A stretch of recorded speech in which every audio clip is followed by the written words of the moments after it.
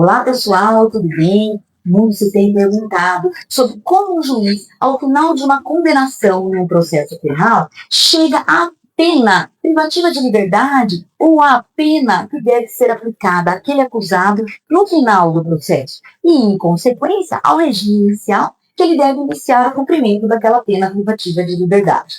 Casos que tomam ganho repercussão fazem com que as pessoas pensem e repensem como um julgador, como um tribunal, chega àquela quantidade de pena para um ou para outra pessoa. Porque as penas, sendo as acusações as mesmas, podem ser diferenciadas. Pois bem, aqui é importante que se diga que nós estamos falando da dosimetria da pena. Todo o crime, ele tem uma pena mínima e uma pena máxima fixada na lei.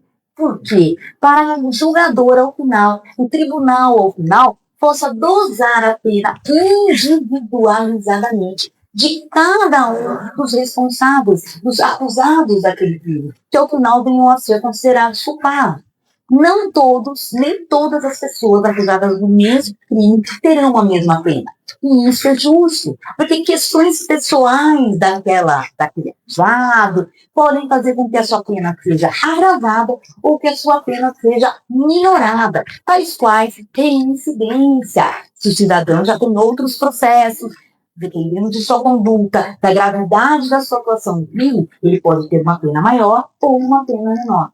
Isso se dá em nome do princípio da individualização da conduta e da individualização da pena, para que aquela responsabilização ela seja adequada, ela seja justa. Então, o nosso recadinho aqui é que um julgador, quando ele for dar aquela decisão, aquela pena, e depois, em consequência, o regime inicial de cumprimento daquela pena privativa de liberdade, ele deve fazer a sua decisão de acordo com os ditames da lei e de forma fundamentais legalmente, para que tanto a acusação ou a defesa possam, ao final, analisar se efetivamente aquela pena foi adequada, se ela foi individualizada, se ela foi justa ou não, e possam, com base também na lei, recorrer ou questioná-la legalmente. Toda decisão do juiz deve ser fundamentada, tal qual a fixação de uma pena e o regime inicial de seu cumprimento. Fica aqui a dica, aqueles que gostaram, curtam, compartilhem e me sigam nas redes sociais. Rita Valerio, advogada.